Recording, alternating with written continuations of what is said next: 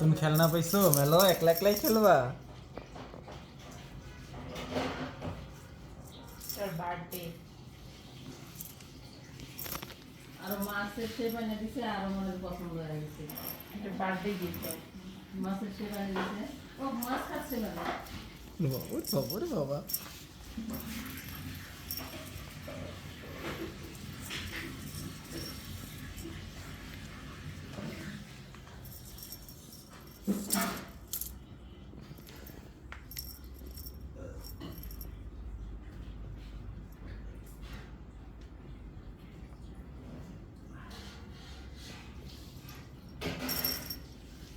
শোনা কাম করে নিচে করছে